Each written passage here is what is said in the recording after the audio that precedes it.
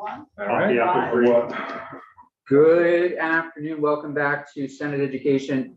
Finishing up our work on today. We're looking at H456. Two things. Ms. St. James, are you the drafter or is Mr. Demarais? I apologize. Or is it split? You drafted the amendment, Jim drafted the underlying bill? Correct. Mr. Demarais, I have a quick question about the underlying bill before we move to Senator Perklick's amendment.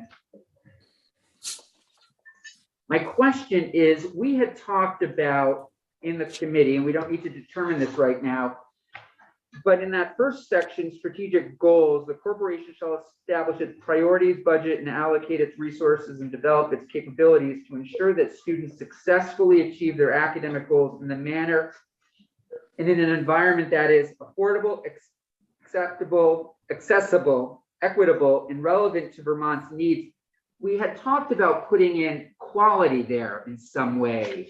I'm not sure what the actual language is, but I do have a note that the committee thought that's important. And so I'm wondering if you have a little wordsmithing that you might add due to the word quality. And I'm looking for, does anyone object to that?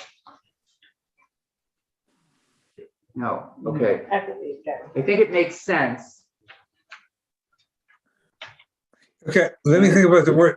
Let me think about the wordsmithing on that. Okay, great. We'll vote this out tomorrow, but it would be great to wordsmith that a little bit. So thank you for that. So now from 727 to 456, Senator Perklick, you want to any major changes to your amendment? Do you want to just highlight the couple of little tweaks you made to your amendment before we? I'm not sure the copy you have has any changes. Okay. I talked to St. James, No, so that okay. this doesn't have, but we can mention them Okay, go ahead and mention them, right now. please.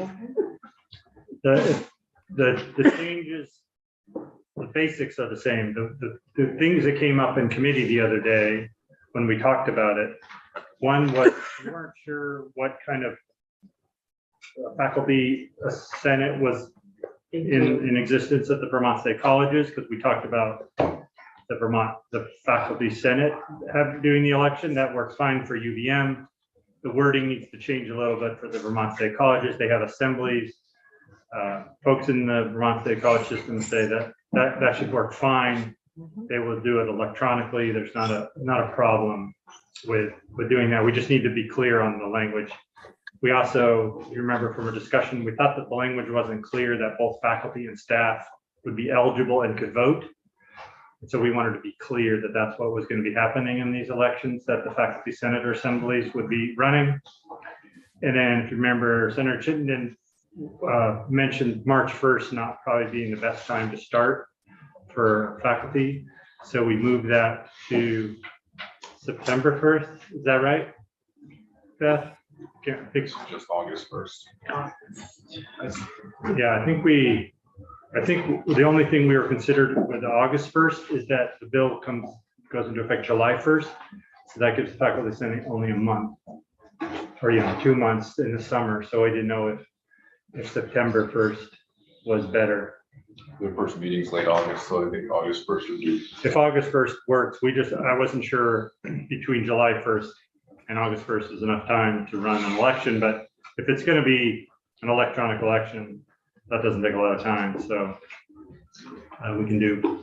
So what does your amendment say now in terms of date? Is it August 1st or that's where you're? March 1st. March, so we would change. That's the existing law, Yeah. so the bill just has it March 1st, but so we would change it to August. But what did you say the first meeting was? It varies, so sometimes I'm sure the chair will speak to it. But. Okay. So those are the only changes, making clear that faculty and staff can vote and run, changing the wording on who's running the election to make it clear for the Vermont State College, and moving the date from March 1st to August 1st of this year. Okay. Draft 1.1. Yeah, so the changes that I just talked about are not in 1.1. 1.1 is what we've talked That was the about. old one. Yeah, I just got verbally told those changes to Councilor St. James today, right before we met. So Okay. she's not had time to print out a clean copy of those changes. That's what they would be. So no changes to the substance. Other than, you could say March 1st to August 1st, that moves it up several months. Okay, thank you, Senator Perchlik. So we have an amendment before us from Senator Perchlik. And for those new to watching the committee, this is in its simplest form, this is a shared governance amendment that would, first of all, increase the size of, add 2 new members to both boards. Is that accurate, Senator Perchlik? Yes. Yes, so one of them would be a faculty or staff member, the other would be a, For the state colleges, it would be a student. Yeah. Since they only have 1 and UVM has 2 students. And for UVM, it would be another of the self-perpetuating board members. as well as a faculty or staff. Yeah. Okay, great. So with that, we have some witnesses who want to weigh in on this. We're going to start, I'm sorry, Senator Perchlik. Just the amendment that we looked at before had, just to remind people, if you're looking at that, that talked about S248, which was the original bill. So that copy is not really the amendment, but the wording in there is the amendment for H456. Correct. So maybe when we see it tomorrow, we would see it as part of H456. Correct. So that's just for people to know. If anybody saw the actual amendment, which I did send to some people that asked for it, just so they're not confused, because the top of it says S248. Great. So we have with us Mr. Ron Lumbra, who's the chair of the Board of Trustees of the University of Vermont, and we have Helen Mango, who is a professor at Castleton, and I believe we also have Tom Borchert, who is the Mr. Borchert, are you there? I am, yeah. Great.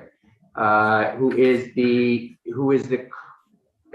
currently the president of the Faculty Senate? That's right. Great. The floor is yours, Mr. Borchert. So thanks very much. My name is Thomas Borchert. I'm a professor of religion at the University of Vermont and the current president of the Faculty Senate. I've been at UVM for about 16 years, and I've also served on the Addison Northwest School Board for the last 6 years. To respect your time, let me be brief. I'm in support of Senator Perchlik's amendment to H456, which would add 2 members to the UVM Board of Trustees, one a self-perpetuating member and the other a member of the faculty or staff. Just as the board benefits from having a multiplicity of voices, legislative members, self-perpetuating members, student members, as well as the UVM administration, of course, is ex officio, it would benefit from having the perspective of someone who works inside the institution. The administration of UVM has said that they would prefer the current system whereby representatives of governance groups, such as the Faculty Senate or Staff Council, serve as committees and communicate with the board. But I would argue that this is not sufficient. As Faculty Senate President, I serve as a representative on the Executive Committee of the Board of Trustees. I attend these meetings and I can speak and I have spoken. But in my experience, the majority of these meetings take place in executive session. While formal decisions are made, as they should be, in open session, the time and place where my status as a representative of a governance group might actually make a difference is in those executive sessions. Moreover, the administration has raised a concern that becoming a member of the Board of Trustees, a faculty or staff member, might end up having conflicts with the board's fiduciary responsibilities to UVM. It is true that a member of the faculty or staff might have to recuse themselves from certain discussions, but the idea that we couldn't fulfill a fiduciary role for the entire institution seems to me to underestimate our capacity as professionals to represent our constituents, as it were. As a final point, the Faculty Senate seems to me to be well equipped to handle the kind of nomination and election that the amendment calls for. We represent all of the faculty, both those that are part of United Academics and those that are not, and we regularly run elections, both large and small, among the faculty. While currently we run elections for faculty alone, we work closely with the staff council, and I don't see any problems with working with them to manage an election which would include the staff. So that's what I want to say. If you have any questions, I'm happy to answer them, and thanks for your time this afternoon. Thank you for making the time and thanks for the flexibility. One question, Mr. Borchert, is if someone is elected, let's say this August, 2 years from now, what sorts of changes would we see at the university, likely changes, given that there would then be a faculty or staff member on the board? What would you hope for? So I think that what I would like to I think that what I would like to see is that the roles that the planning process by which the board makes decisions about what happens at the university have a greater attention to the experiences of faculty and staff than it currently does. How that actually manifests on the ground, I don't really want to speculate at this point, but I think that that when the board is making decisions at this point, they're largely hearing from the voices of the administration, and I think that they would benefit from hearing more specifically and more directly from somebody who is on the ground, as it were. Thank you. So that was helpful. Thank you very much. Committee, other questions or comments at this point? Mr. Lumbra, thank you for joining us. It's a pleasure. Thank you for having me. I recognize a few faces in the room, but not everyone. So thank you. This is a real privilege. And just so you know, you do have a backup team here. You have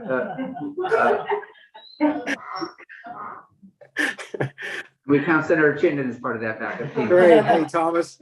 Good. We've got the muscle in the room to help me out. I appreciate it. Well, good afternoon, everyone. Thank you. Thank you. I would like to make this as interactive as I could, but I want to start from a position of humility. I suspect you have no idea who I am. So maybe I'll just spend a moment talking about my background. So my name is Ron Lumbra. I was born in St. Albans and grew up in Montgomery. I graduated from high school at Lamoille in Hyde Park. Graduated from UVM in 1983 with a degree in mechanical engineering. Only university I applied to, UVM. Changed my life. I was able to work for a few years. I went to Harvard Business School where I received my MBA. I worked in the energy sector for a number of years. And for the last 24 years, I've been in the executive search industry. I'm with a major firm called Heidrick & Struggles based in New York. Over those 24 years, I've had a number of leadership roles in the industry.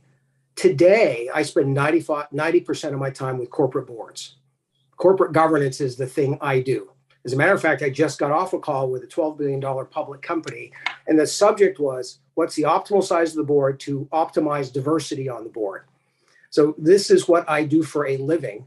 I also happen to have the privilege of chairing the board of the University of Vermont, which is a real honor for me. So when I talk about this subject, I'm not talking about it from an academic standpoint, no pun intended. I'm talking about it because I live in the world of governance. It's what I do professionally, and it's an honor for me. I've been on the board for 8 years. This is my 3rd year as board chair. I'm really proud of the functioning of the board of the University of Vermont. The culture, and if you talk to your fellow legislative trustees, the culture of the board is one of respect. It's one of inclusion. We listen to each other. We show up with a clear understanding our fiduciary obligation is for the health of the institution over the long run. Size is a challenge for us already. It is a 23-member board, plus the ex officio president, plus the governor, 25 members in all told.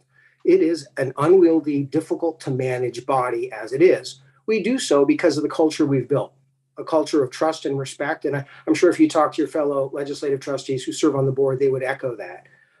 I often tell people looking at our board, if you parachuted in and didn't know people, you wouldn't be able to tell whether you were speaking with a self-perpetuating trustee, a legislative trustee, a gubernatorial appointee. The only people you could tell apart is our 2 student trustees because they look like kids. At least to me, they look like kids. Otherwise, we are all one body for the best, looking out for the best of the university. We have done a remarkable job, especially of late, helping with diversity on the board of the University of Vermont. Thanks to you, the last slate of legislative trustees, 100% female. This February, we introduced our latest slate of self-perpetuating trustees, 100% diverse. That was a lot of work. And I personally recruited the new self-perpetuating trustees that have come on. It was hard work. The number of people who declined to serve as trustees would be shocking to you. It's an honor and a privilege, but the people that we seek are accomplished people. They have choices. There are many things they can do in their personal and professional life. One of the things they ask about the board is, how can my voice be heard? I have limited time. I don't want to be on a board where I'm just going to be drowned out in a sea of a large number of people. It takes a lot of encouragement. So I will tell you that diversity, as much as we've accomplished, it's hard work. And one of the things we're fighting against is just how big and how challenging it can be if you're a new trustee to have a voice on a board that size. I've heard others argue, as Senator Borchert, Faculty Senate President Professor Borchert just mentioned, that there should be what I call non-independent representation on the board. Candidly, and I do this for a living, a hallmark of good governance is independence and objectivity. All of the current UVM trustees are that, objective, independent. They bring in their wisdom, judgment. They're not paid by the University of Vermont. These are volunteer jobs. Their primary role is to oversee strategy, budget, finance, and protect the institution for the long term. Everything we deal with touches on those matters. And I'll give you an example.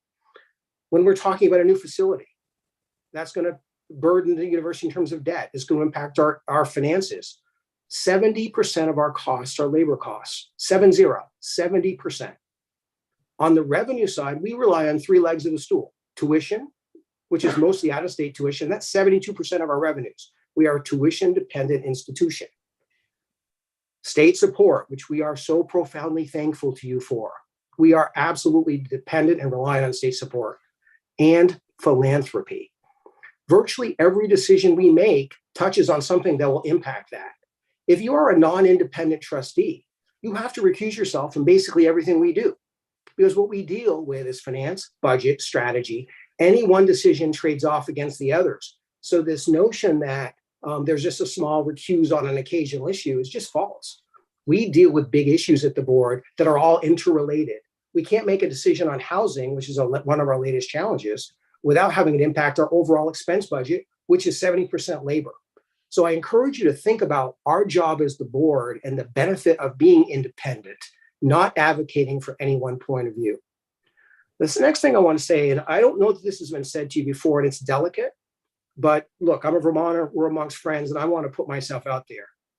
Don't lose sight of the potential chilling impact on philanthropy. Three legs of the stool: tuition, state support, philanthropy.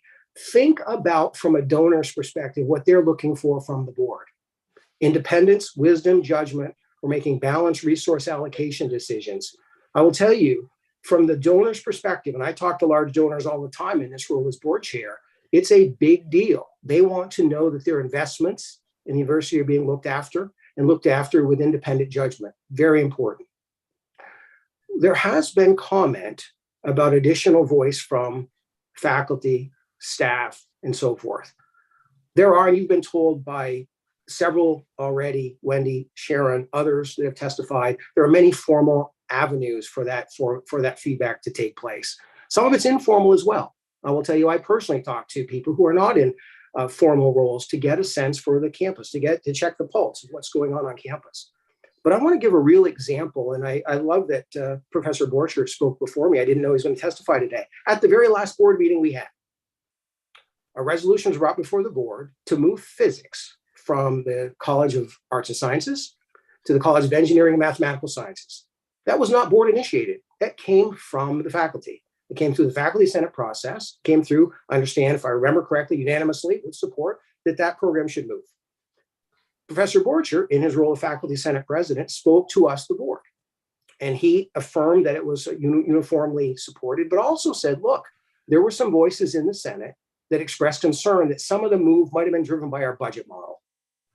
I thought that was a very valuable piece of insight. That comment led to us at the board having a number of conversations with the administration about our budget model and how it impacts faculty and how it's perceived. So when I hear comments about not being heard, for me, I feel like we listen very carefully. We may not agree with everything. We may come to a different point of view. We may have to make a different balanced judgment, but we listen and we go out of our way to listen. I think that's very important. So in summary, I just want to say this is a big deal. Changing governance on an enterprise that has a mission that's measured in decades and centuries should not be taken lightly. I think making the board larger, and I know there was a proposition saying that we should also add a self-perpetuating trustee. I don't want one of those either, just to be clear. That's not helpful. A larger board is not helpful. More unwieldy, not independent and objective, less attractive for diverse talent because one can have less of an impact, a potential chilling impact on philanthropy and what big donors look for in terms of the governance of the institution. I'm also worried about creating an illusion of more voice, adding a non-independent director who has to recuse from all the major situations and candidly couldn't participate in things like executive session where we're talking about these trade-offs would have an adverse impact on the ability to have voice. So I encourage you to be very careful. I think this is a very dangerous path to go down. Thank you, Mr. Lumbra. Questions for Mr. Lumbra? Senator Fiorentini. Thank you, Senator Campion. Sir, nice to meet you. Back to your statement several times about philanthropy. You really are in fear of or think that if we added a faculty member to the board, so it would be one of 24 or 25 or 26, whatever the number it comes out to be, you think that would scare away big donors from giving to UVM? I think it would raise a concern. And I say that because I've had big donors say to me, look after the place. We want to make sure that you are applying your wisdom, your judgment, you're making sure our resources are being invested wisely. And they say that because we are independent.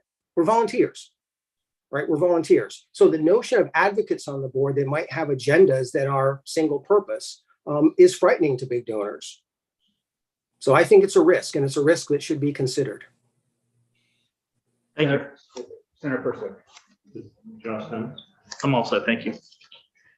yeah, I guess what concerns me is that it seems that you do not think that the faculty staff could be there to represent the overall institution, that you would only see them as an advocate, only see them as they're working only for the faculty or staff. I think just as anybody else on your board, they would have conflicts of interest that they'd have to address and disclose. But I don't see why you don't think they could be in an executive session. I don't know, if you have a business person in real estate and you're going to be talking about a new dorm, that's going to affect their real estate business. They would want to disclose that if they're, in the apartment building business in Burlington that rents to students. But I'm assuming you don't say we don't want any business, we wouldn't want Ernie Palmer on the board because he's in the real estate business and that's a conflict. He obviously can't represent the institution because he's only going to be an advocate for real estate. That is sorry, I didn't catch your name, Senator? Personally. Thank you. A great example. We have cases. So there's I think it's onerous disclosure statement that we all sign and agree to when we join the board about conflict of interest. We have people who recuse on case specific things. For example, we have a lawyer on our board who you might remember, Shap Smith. Shap is with a major law firm, and there's an occasional time where there'll be a matter where his firm's involved in something and he has to recuse from that matter. And so absolutely positively that happens. The point I was trying to make was a larger one. And at the sort of macro level, we are in the business of making resource allocation trade-offs. And those resource allocation trade-offs all involve cost, whether it's a dorm, whether it's the Tarrant Center, whether it's moving programs, whether it's labor negotiations, it all ties, and 70% of our costs are labor. So the conflict is just way more ubiquitous if your paycheck says UVM on it. That's different than, I can't talk about the dorm because our firm might build a dorm. That's a very micro surgical kind of recusal. And I understand that. I was talking about the broader, bigger picture. I think it's, for me, the faculty and staff have a longer term fiduciary interest in the institution to survive. I think doesn't bear out in the real world that they wouldn't be able to make that decision for the institution, that they would be so narrow-minded to say, oh, this might affect my paycheck or other faculty paycheck, even though it's clearly better for the institution. I think they're just as capable as anybody else that you want to have on the board to make that delineation, to say, here's an example that's good for we might have to lay off some faculty. We might have to close this department, which is going to be bad for some faculty, but I'm here to represent the institution. And this is going to make it stronger, even though it's laying off some faculty. I think they're able to do that just as well as any other member of the board. Other questions for Mr. Lumbra or comments? Senator Lyons. Thank you for being here, Mr. Lumbra. The question I'm going to ask, I hope I can ask it accurately, but as you're looking at the possibility of having a faculty or staff member on the board, then the question I think about is what is there a threat that members of the board might feel in having faculty or staff members on the board in terms of the board members' personal decision making and their objectivity? Is there a threat to that with the addition of faculty on the board? You know, that's an interesting perception. We are a relational board, as is your body. We get to know each other and we build relationships. I think there are a couple of things. One is trust. And what makes a board work well is trust and mutual trust and respect. So getting to know each other and understanding where people are coming from and what they're specifically bringing into the room. I think that's an important issue. I've been on the board for 8 years and I do a lot of board work in general. What happens sometimes though is if specific trustees or directors become known as one dimensional or single issue, they get kind of pushed to the side where they're not taken as seriously on other matters. And I think what I fear as much, Senator Lyons, is that people would be isolated and not taken as seriously because there's always a suspicion of there's advocacy going on as opposed to objective thinking. Thank you. Any other questions or comments for Mr. Lumbra? We are going to stop at 4:30 and we do have one more witness, but Senator Hooker. Okay, thank you, Mr. Lumbra, for being here. We heard that other schools do this. We heard testimony from Cornell. One of their board members testified.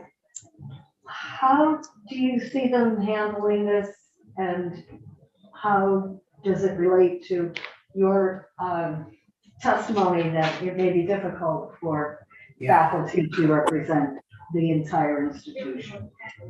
So one of the things that you find a really great perspective on academia in general, boards are all over the place in terms of size. Some institutions have boards of visitors on top of their board, on top of the fiduciary board. So lots and lots of different structures. What you find in general, though, is when you have a large board, it's a great opportunity for the institution to get more and more alums and others involved. But in those cases, what really happens is the decision-making is made at the executive committee. And that's one of the things I feel strongly that we need to avoid. Because what happens in that case is you get a small cadre that run the place, that govern the place, and others are sort of advised and kept in the loop as needed. But the decision-making, because it has to be brought down. One of the things we've had a great success with at UVM is, we have a foundation now. The foundation has given us the ability to engage alums, engage others who are philanthropic, who want to be involved in the institution, but don't want this sort of fiduciary obligation that we have to sort of govern it and all the responsibility that comes. So we can get them involved. So if you add the UVM board to the foundation board, we start to look a lot bigger because we have that as a vehicle to get others involved. But the thing I'm trying to guard against is I don't want an unwieldy board where there are 5 people who are, as the Hamilton show says, in the room where it happens. And that's what happens. Those large boards, you talk to anyone who's on them, there's a small cadre that really drives decision-making. Senator Chittenden. I'll be quick. Chair Lumbra, it's good to see you. I will say that I don't have quite the same caution or fear against such a configuration. I actually see some merit in having an executive board that's more plugged into, more charged with having direct connections to the university and what's going on. I might pose the question to you as following. I was surprised to hear that you would be opposed to the self-perpetuating trustee to be added with the faculty or staff position. Would you just assume if this moves forward, just have the faculty and staff position and not the additional self-perpetuating trustee? Or if it has to go forward, would you see some merit in both seats coming in the bill? So I'll try to answer, and thank you, Thomas. I've always felt the real kinship and ability to speak directly. I'm not in favor of expanding the size of the board. I'm not in favor of adding non-independents. And that's the phrase that I use for anyone whose paychecks as UVM. I think that hurts from an optics standpoint, credibility. I think it brings into question, and I respect your comment about maybe certain individuals can be pristine and behave and move beyond that perception of not being independent and objective, but that optic is going to be a cloud over them no matter what.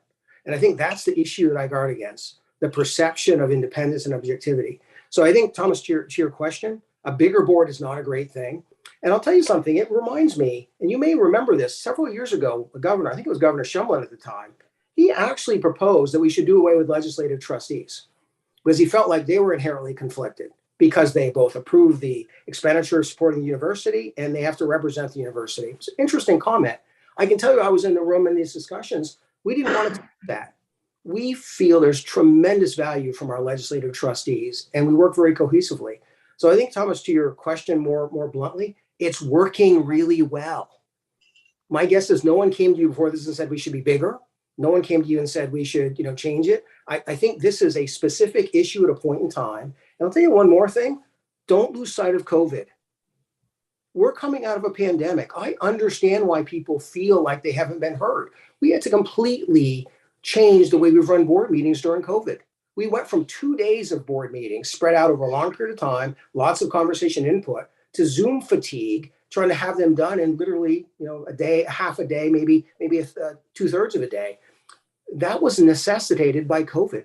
I'm chairman of the board. I couldn't visit campus until last summer, after school was shut down. And I'm chairman. I mean, we couldn't communicate in the way we'd like to. I am so happy we're back to normal. The meeting we have in May is our normal 2-day meeting. We'll have input from all the representative constituency groups. So I think there's a risk here of overreacting to the pandemic and the stress that was caused by it and not giving a chance for normalcy to return. My instinct is when normalcy returns, we're going to have all the issues we've always had, but people will feel more heard. This is the first time in this role a witness has called me by Thomas. I kind of like that. Thank you, Chair Lumbra. I appreciate that. I apologize if I've All good. Violated protocol. My apologies. No problem. Thank you, Mr. Lumbra. Thank you very much for being with us. We are going to continue this conversation a little bit now, but we'll pick it up tomorrow afternoon. But we appreciate you being with us. We appreciate you as well, Mr. Borchert, for being with us. Thank you. Thank you. Ms. Mango, you have the final word today. We have a 4:30 meeting, but if we cut you off, we'll have you back, but we're hoping you might be able to summarize your comments in a minute. I will be very brief, I promise. So my name is Helen Mango, and I'm a faculty member in the Natural Sciences Department at Castleton University. I also have board experience. I chaired my local school board for 9 years, and I'm also currently on the board of our community fund. And I'm here to testify in support of Senator Perchlik's amendment to H 456. So this amendment is supported by the UVM faculty and staff, as you've already heard, and by the Vermont State College's faculty and staff. And we think that having the perspective of a faculty or staff member on the Board of Trustees will strengthen the institutions for students, for the community, and for Vermont as a whole. The faculty or staff trustee will be able to share their experience of the day-to-day operations of a campus, but will represent their institutions as a whole. We interact with students on a daily basis, and we understand both the opportunities and the challenges that they face. Both institutions already have clear conflict of interest policies that any current and new board member has to abide by. Since 26% of college and university boards nationwide already have faculty and staff representation, we know that this clearly can be achieved. This committee heard testimony from one of those board members, Dr. Abigail Cohn, who's a member of the Cornell Board of Trustees and who was elected to that position by her colleagues, and she spoke to this issue. Just as student trustees are chosen by other students, the faculty or staff trustee will be chosen by faculty or staff across the university systems. And we very much hope that you will vote yes for Senator Perchlik's amendment. And I thank you very much for allowing me to be with you. Thank you, Ms. Mango, Professor Mango. Questions for the professor? Comments? Okay, I think we will leave it there. Thank you, everybody. Daphne, would you take us offline, please? So committee